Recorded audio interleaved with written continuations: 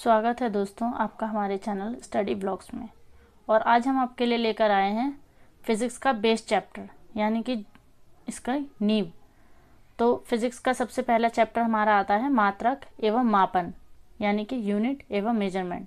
तो दोस्तों इस चैप्टर को आज हम पूरा एक ही क्लास में कवर करेंगे, वो भी बिल्कुल आसान भाषा में, क्योंकि हमारी कोशिश यही रहती है कि आप कम समय में ज़्यादा से ज़्यादा पढ़ें और एक बार पढ़ने पर आपको याद हो जाए, इसलिए बिल्कुल आसान भाषा में इस चैप्टर को हम आपके लिए लेकर आए हैं। तो चलिए आगे बढ़ते हैं अपने चैप्टर की तरफ। चैप्टर की तरफ जाने से पहले कुछ फिजिक्स के बारे में जान लेते हैं। फिजिक्स यानी कि भौतिक विज्ञान। भौतिक विज्ञान की उत्पत्ति ग्रीक अक्षर फ्यूजिस से हुई है, जिसका अर्थ है प्रकृति। प्रकृति तथा प्राकृतिक घटनाओं का अध्ययन भौतिक विज्ञान कहलाता है, जैसे कि एसी का चलना, तारों का चमकना, हवा की गति, ऊष्मा, बिजली का कड़कना, बल्ब का जलना, ये सब दोस्तों हमारे भौतिक विज्ञान के अंतर्गत आते हैं। भौतिक विज्ञान का जनक आइजैक न्यूटन को माना जाता है और इनकी किताब प्रिंसिपिया 1687 में प्रकाशित हुई थी। और दोस्तों भौतिकी शब्द जो है वो अरस्तु के द्वारा दिया गया है। चलिए आगे बढ़ते हैं। तो सबसे पहले हम पढ़ेंगे भौतिक राशियाँ। भौतिक राशियाँ पदार्थ का वह गुण है जिनका मापन किया जा सकता है और उनके माप को संख्या द्वारा प्रदर्शित किया जा सकता है। एग्जाम्पल देख लेंगे, समवेग, आवेग, बल आदि। दूसरा हमारा है दोस्तों मात्रक यानी कि यूनिट। किसी वस्तु के मापन की इकाई को मात्रक कहते हैं।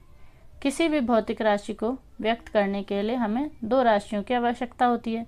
पहला संख्यात्मक मान यानी कि न्यूमेरिकल वैल्यू, दूसरा हमारा हो जाता है मात्रक यानी कि यूनिट। जैसे कि 2 kg है, हमने कहीं से 2 किलो चीनी खरीदी तो 2 उसका संख्यात्मक मान हो गया और जो kg है ये उसका मात्रक हो गया यानी कि यूनिट हो गया। आगे बढ़ते हैं। मेजरमेंट यानी कि मापन। किसी पदार्थ, वस्तु, व्यक्ति अथवा क्षेत्र से संबंधित विभिन्न भौतिक राशियाँ जैसे कि लंबाई, आयतन, द्रव्यमान, समय, क्षेत्रफल आदि को नापना ही मापन कहलाता है। जैसे कि हम सब्जियों को किलोग्राम में मापते हैं ना, किलोग्राम में, जैसे हम सब्जियों को किलोग्राम में तोलते हैं। दूध की मात्रा को हम लीटर में नापते हैं और कपड़े की लंबाई को हम मीटर में नापते हैं। तो ये सब मेजरमेंट कहलाते हैं। अब देखिए भौतिक राशियों के मापन की मुख्यतः 4 पद्धतियाँ हैं। सबसे पहली आ जाती है हमारी CGS पद्धति, दूसरी FPS पद्धति, तीसरी आती है हमारी MKS पद्धति और सबसे बाद में आती है हमारी SI पद्धति। तो सबसे पहले CGS पद्धति के बारे में कुछ पढ़ते हैं। CGS पद्धति दोस्तों सेंटीमीटर ग्राम सेकंड सिस्टम। इस मापन पद्धति में लंबाई को सेंटीमीटर में, द्रव्यमान को ग्राम में तथा समय को सेकंड में मापा जाता है। इस मापन प्रणाली को ही फ्रांसीसी और मीट्रिक प्रणाली भी कहते हैं। समझ गए दोस्तों, फ्रांसीसी और मीट्रिक प्रणाली भी CGS पद्धति को कहा जाता है। अब दूसरा हम आते हैं अपनी FPS पद्धति पे यानी कि foot second system, foot pound second system. इस मापन पद्धति में लंबाई को फुट में नापते हैं हम, द्रव्यमान को पाउंड में नापते हैं तथा समय को सेकंड में। इसी को ब्रिटिश प्रणाली भी कहा जाता है।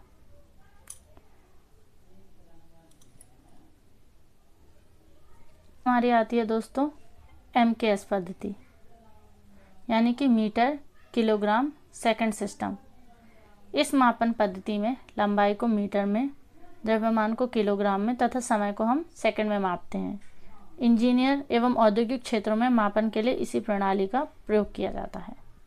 और सबसे बाद में आती है दोस्तों हमारी SI पद्धति। सन 1971 ईस्वी में फ्रांस की राजधानी पेरिस में मापतोल विभाग के अंतर्राष्ट्रीय अधिवेशन में SI पद्धति को मान्यता मिली। ये मापन पद्धति MKS पद्धति का ही परिभाषित रूप है। वर्तमान में यह पद्धति सबसे ज़्यादा प्रचलित है। अब दोस्तों आपको समझाती हूँ कि SI पद्धति क्या है। दरअसल पहले जो था सबके लिए, जैसे कि MKS पद्धति है, तो इसमें हर देश में अपने अपने जो भी थे वो नियम थे कि भाई हम तो इसको किलोग्राम में मापेंगे द्रव्यमान को, कहीं पे पाउंड में, कहीं कुछ, तो ऐसे फ़र्क आ जाता था। जैसे एग्जाम्पल के तौर पे आपको समझाती हूँ।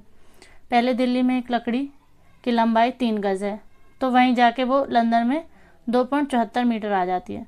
तो दोनों चीज़ों में फ़र्क है और काफ़ी फ़र्क है। और ऐसे ही अंतर्राष्ट्रीय व्यापार में भी गलतियाँ होती रहती थी। इन सभी समस्याओं को के हल को निकालने के लिए हमने ये एसआई पद्धति को मान्यता दी गई। पेरिस में मापतोल विभाग ने अंतर्राष्ट्रीय अधिवेशन में एसआई पद्धति को मान्यता दी, इन्हीं सब समस्याओं के हल को निकालने के लिए। तो दोस्तों समझ गए होंगे आप एसआई पद्धति के बारे में। चलिए अब आगे बढ़ते हैं। अब जानते हैं दोस्तों भौतिक राशियों के बारे में। सबसे पहले इनका वर्गीकरण देख लेते हैं। भौतिक राशियों को दिशा, परिमाण व मात्रक के आधार पर निम्न रूपों में वर्गीकृत किया जाता है। सबसे पहले मापन और मात्रक के आधार पर, और दिशा और परिमाण के आधार पर। तो मापन और मात्रक के आधार पर हम इसको मूल राशि, व्युत्पन्न राशि और पूरक राशि में विभाजित करते हैं। और वहीं दूसरी ओर दिशा और परिमाण के आधार पर हम इसको सदिश राशियाँ और अदिश राशियाँ ऐसे वर्गीकृत करते हैं। तो सबसे पहले दोस्तों हम पढ़ लेंगे मूल राशियों के बारे में। वे भौतिक राशियाँ जो किसी अन्य भौतिक राशि पर निर्भर न रहकर पूर्णतः स्वतंत्र होती हैं, मूल राशियाँ कहलाती हैं, तथा इन राशियों के मात्रक मूल मात्रक कहलाते हैं। मूल राशियाँ 7 प्रकार की होती हैं। पहला आ जाएगा हमारा लंबाई, द्रव्यमान, समय, तापमान, धारा, ज्योति तीव्रता और पदार्थ की मात्रा। अब देख लेते हैं मूल राशियों के मात्रक और उनके सिंबल यानी कि संकेत। तो देखिए लंबाई का हमारा मात्रक होता है मीटर, द्रव्यमान का होता है हमारा किलोग्राम, समय का सेकंड, तापमान का हमारा होता है केल्विन, धारा का होता है एम्पियर और ज्योति तीव्रता का होता है दोस्तों कैडिला, पदार्थ की मात्रा का मोल। और ये सब इसके सिंबल है, जैसे कि मीटर का एम है, किलोग्राम का केजी हो गया, सेकंड का एस हो गया, केल्विन का के हो गया, एम्पियर का ए, कैडिला का सीडी और मोल का दोस्तों हमारा होता है एमओएल मोल। आगे बढ़ते हैं, देख लेते हैं व्युत्पन्न राशियाँ। वह राशियाँ जो मूल राशियों में से निकल कर आती हैं व्युत्पन्न राशियाँ कहलाती हैं। वे मूल राशियों की तरह स्वतंत्र नहीं होती। व्युत्पन्न राशियों की संख्या अनंत होती है, मतलब अनगिनत होती है ये। तो इसका व्युत्पन्न राशि का एक उदाहरण है क्षेत्रफल। क्षेत्रफल दोस्तों हमारा एक व्युत्पन्न राशि है। एग्जाम्पल देख लेंगे, जैसे क्षेत्रफल को हम निकालते हैं तो लंबाई गुणा चौड़ाई इसका सूत्र होता है, यानी कि फॉर्मूला। तो देखिए लंबाई का मात्रक भी मीटर होता है, चौड़ाई का मात्रक भी मीटर होता है, जो कि एक मूल मात्रक है और ये मूल राशियों में से ही निकल कर आते हैं, इसीलिए क्षेत्रफल एक व्युत्पन्न राशि है, व्युत्पन्न राशि है। ठीक है, आगे बढ़ते हैं। चाल। तो चाल का फॉर्मूला होता है दोस्तों दूरी बटे समय। चाल का मात्रक निकालेंगे तो हमारा चाल का आ जाएगा, दूरी का आ जाएगा मात्रक मीटर, समय का आ जाएगा सेकंड। तो हमारी जब चाल का निकलेगा हल, चाल का मात्रक तो आएगा मीटर प्रति सेकंड, जो कि एक मूल मात्रक है, क्योंकि मीटर भी मूल मात्रकों में आता है और सेकंड भी। ऐसे ही हमारा तीसरा है आयतन। आयतन का फॉर्मूला होता है लंबाई गुणा चौड़ाई गुणा ऊंचाई। तो लंबाई का भी मात्रक मीटर है, चौड़ाई का भी मीटर है और ऊंचाई का भी मीटर है। तो आयतन हमारा निकल कर आता है मीटर क्यूब। तो ये भी एक व्युत्पन्न राशि है। अब दोस्तों पढ़ लेते हैं हम पूरक राशियों के बारे में। पूरक राशियां दोस्तों 2 प्रकार की होती हैं। पहली आ जाती है हमारी समतल कोण। समतल कोण, समतल कोण को मात्रक, समतल कोण का मात्रक होता है दोस्तों रेडियन, और हम इसको आरएडी से डिफाइन करते हैं। जो आरएडी हमारा आता है ये इसका संकेत हो जाता है। ठोस कोण, ठोस कोण को हम स्टेरेडियन, इसका हमारा मात्रक है और एसआर से हम इसको डिफाइन करते हैं। और इम्पॉर्टेंट एक चीज़ इसमें, समय एक सापेक्षित राशि नहीं है, क्योंकि समय किसी अन्य भौतिक राशि पर निर्भर नहीं होता। ये एक इम्पॉर्टेंट टॉपिक है दोस्तों, इम्पॉर्टेंट लाइन है, इसको आप याद कर लीजिए, पेपर में कई बार पूछा जाता है ये।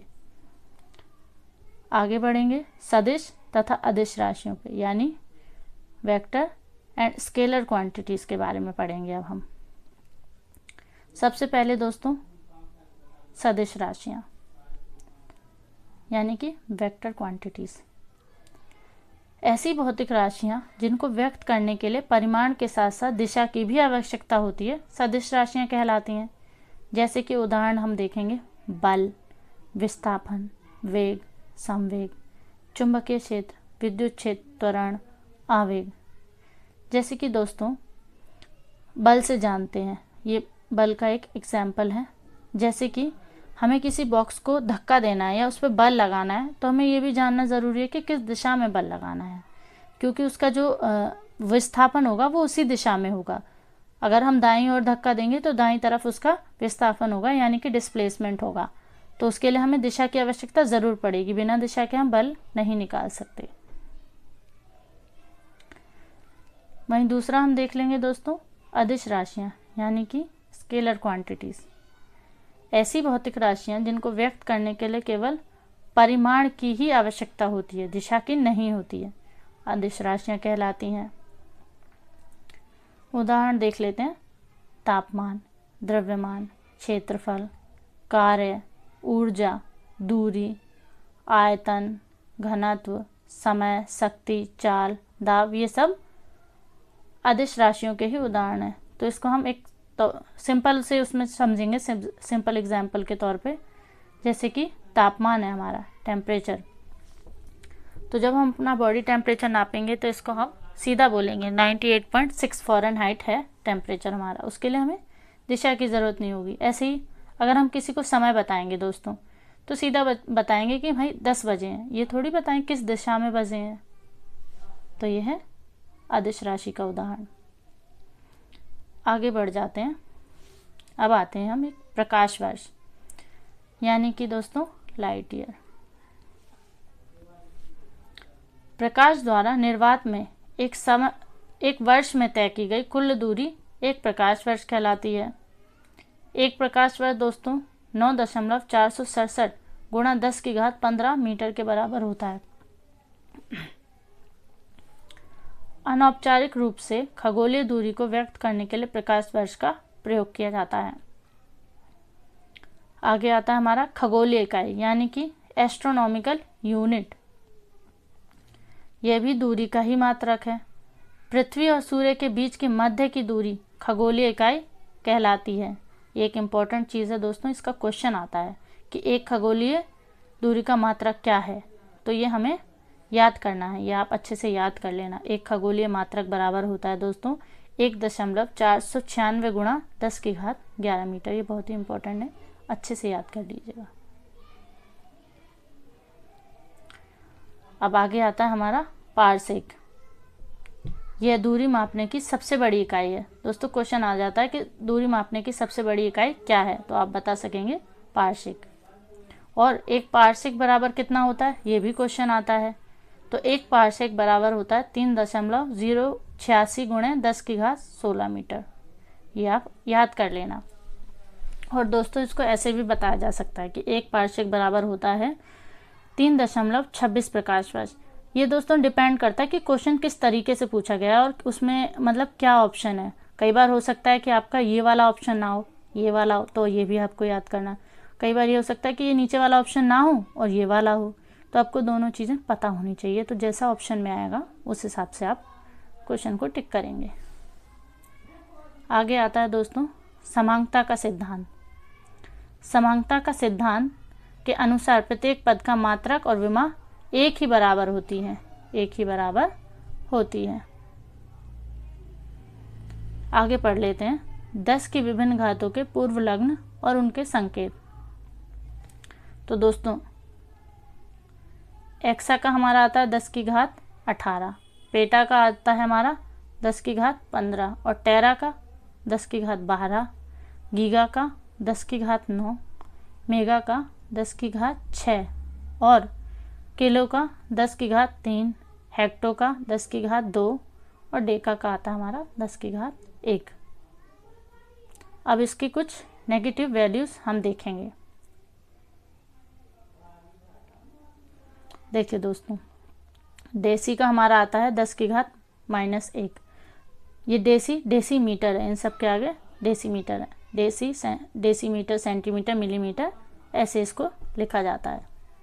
तो डेसी का दोस्तों हो जाएगा 10 की घात -1, सेंटी का हो जाएगा 10 की घात -2, मिली का हो जाएगा 10 की घात -3, माइक्रो का हो जाएगा 10 की घात -6, नैनो का हो जाएगा 10 की घात -9, पीको का हो जाएगा 10 की घात -12, फैक्टो का हो जाता है हमारा 10 की घात -15 और एटो का हो जाता है दोस्तों हमारा 10 की घात -18। अब देखते हैं दोस्तों महत्वपूर्ण भौतिक राशियां और उनके मात्रक। पूरे सारे मात्रक जितने भी हैं वो हमने इसी एक ही स्लाइड में कंप्लीट कर दिया, ताकि आप इसका स्क्रीनशॉट भी ले सकते हैं और आप इसको एक बार अच्छे से याद कर लीजिए। तो जितने भी क्वेश्चन अगर मात्रक के आएंगे, भौतिक राशियां और उनके मात्रक पूछे जाएंगे, तो आपको सब अच्छे से याद होगा। तो आप इसका स्क्रीनशॉट लेके रख लीजिए और इसको लिख लीजिए या फिर कहीं नोट डाउन कर लीजिए और अच्छे से इसको याद कर लेना। तो मैं बता देती हूँ। लंबाई का दोस्तों हो जाएगा मीटर, द्रव्यमान का किलोग्राम, तापमान का हमारा आ जाता है केल्विन, समय का सेकंड, धारा का आ जाता है एम्पियर, शक्ति का आ जाता है वाट, दाब का आ जाता है पास्कल, बल का आ जाता है न्यूटन, ऊर्जा का आ जाता है जूल, आवर्ती का आ जाता है हर्ट्ज, प्रतिरोध का आ जाता है ओम, ध्वनि का आ जाता है डेसिबल, पेरकल्प का आ जाता है हेनरी, कार्य का जूल, ज्योति फ्लक्स का आ जाता है हमारा ल्यूमेन और विद्युत आवेश का आ जाता है कूलाम, पदार्थ की मात्रा मोल, ज्योति तीव्रता का कैडला और ये जो पूरक राशियां हैं समतल कोण का आ जाता है रेडियन और ठोस कोण का आ जाता है स्टेरेडियन। तो ऐसा मात्रक है। एक बार आप इसको याद कर लीजिए तो इनसे मात्रक से रिलेटेड जो भी क्वेश्चन आ जाएंगे वो आपको एक ही बार में अच्छे से उसका आंसर पता होगा। एक बार में आप याद कर लोगे, समझ लोगे ना, तो फिर कभी भी भूलोगे नहीं। चलिए दोस्तों देख लेते हैं पिछले साल के कुछ क्वेश्चंस। सबसे पहला क्वेश्चन आ जाएगा हमारा, विस्थापन की ऐसा इकाई क्या है। पहला ऑप्शन आ जाएगा हमारा मीटर, दूसरा किलोमीटर, तीसरा सेंटीमीटर, चौथा आ जाएगा हमारा मीटर प्रति सेकंड। तो इसका करेक्ट आंसर हो जाएगा दोस्तों मीटर, यानी कि ऑप्शन 1 करेक्ट हो जाएगा। दूसरा हमारा ऑप्शन है पास्कल इकाई है किसकी। ऑप्शन है आपका आर्द्रता की, दूसरा ऑप्शन है दाब की, तीसरा ऑप्शन है वर्षा की और चौथा ऑप्शन है तापमान की। तो इसका ऑप्शन बी करेक्ट हो जाएगा, पास्कल इकाई है दाब की। दोस्तों नेक्स्ट क्वेश्चन है हमारा, 1 पिकोमीटर किसके बराबर होता है। पहला ऑप्शन आएगा 10 की घात -11 मीटर, दूसरा ऑप्शन है 10 की घात -12 मीटर, तीसरा ऑप्शन है 10 की घात 12 मीटर और चौथा ऑप्शन है 10 की घात 11 मीटर। तो इसका ऑप्शन बी करेक्ट हो जाएगा, 10 की घात -12 मीटर। विद्युत आवेश का एसआई मात्रक क्या है। पहला ऑप्शन है इसका वोल्ट, दूसरा कूलाम, तीसरा केल्विन, चौथा किलोग्राम। तो इसका करेक्ट आंसर हो जाएगा दोस्तों ऑप्शन बी कूलाम। निम्न में से किन भौतिक मात्राओं की इकाई एक समान है। पहला ऑप्शन आ जाएगा कार्य और ऊर्जा, दूसरा बल और दाब, तीसरा बल और संवेग, चौथा बल और कार्य। तो इसका ऑप्शन ए करेक्ट हो जाएगा, क्योंकि दोनों की इकाई जूल है, कार्य की भी और ऊर्जा की भी। नेक्स्ट क्वेश्चन आते हैं, कैडला किस भौतिक राशि का मात्रक है। ज्योति फ्लक्स का, ज्योति प्रभाव का, ज्योति तीव्रता का या फिर ज्योति दाब का। तो कैडला है ज्योति तीव्रता का, सी ऑप्शन करेक्ट हो जाएगा। प्रतिरोध की ऐसा इकाई क्या है। पहला ऑप्शन हो जाएगा हमारा कूलम्ब, दूसरा ऑप्शन हो जाएगा ओम, तीसरा ऑप्शन हो जाएगा जूल और चौथा ऑप्शन हो जाएगा हमारा न्यूटन। तो इसका करेक्ट आंसर क्या हो जाएगा दोस्तों, इसका करेक्ट आंसर हो जाएगा ओम। नेक्स्ट क्वेश्चन पे आते हैं, विद्युत धारा का एसआई मात्रक क्या है? पहला ऑप्शन है इसका एम्पियर, दूसरा है कूलाम, तीसरा है जूल, चौथा आता है हमारा वाट। तो इसका करेक्ट आंसर हो जाएगा दोस्तों एम्पियर, यानी कि ऑप्शन ए करेक्ट हो जाएगा। निम्न में से कौन सी तापमान की इकाई है? पहला ऑप्शन है हमारा डिग्री, दूसरा है सेल्सियस, तीसरा है फ़ारेनहाइट, चौथा है केल्विन। तो ऑप्शन डी इसका करेक्ट हो जाएगा, केल्विन तापमान की इकाई है। नेक्स्ट क्वेश्चन पे आ जाते हैं। शक्ति की इकाई को क्या कहा जाता है? ऑप्शन ए है हमारा वाट, बी जूल, सी न्यूटन और डी हो जाएगा हमारा पास्कल। ये डी हमारा पास्कल हो जाएगा यहाँ पे ऑप्शन के आगे, ये है हमारा डी ऑप्शन।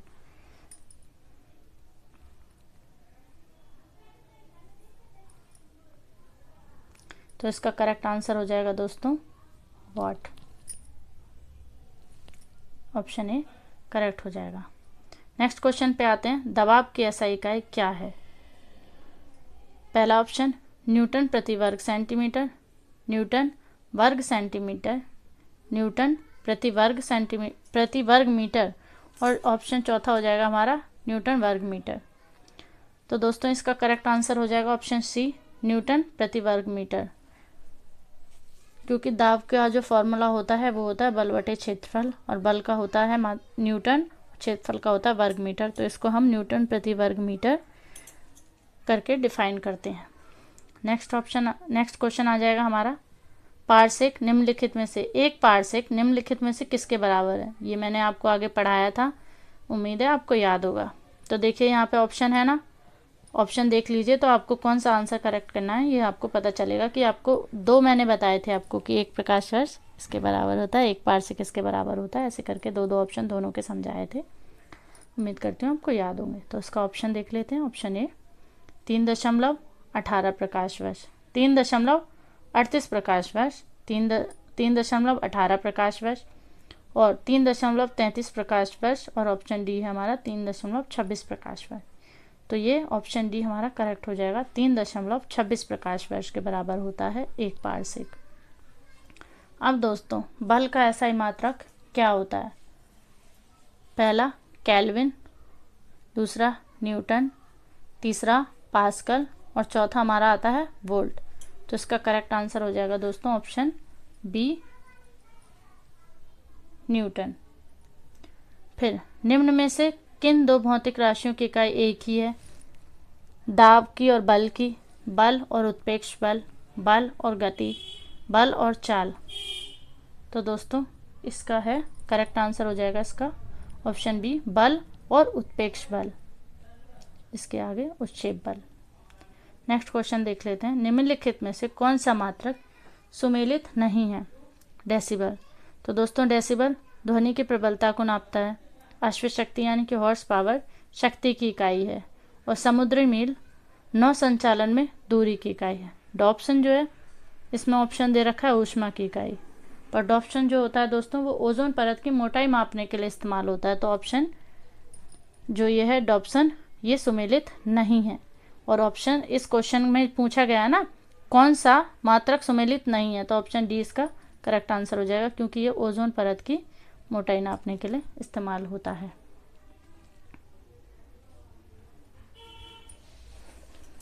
मापन और मात्रक कंप्लीट कर लिया, वो भी एक ही वीडियो में बिल्कुल आसान भाषा में। तो उम्मीद करती हूँ आपको ये वीडियो पसंद आया होगा। अगर आपको कुछ भी कमी पेशी लगे तो आप हमें कमेंट बॉक्स में ज़रूर बताइए, ताकि हम आगे से और बेहतर कर सकें। तो अगर आपने अभी तक चैनल को सब्सक्राइब नहीं किया है तो चैनल को सब्सक्राइब कर लीजिए।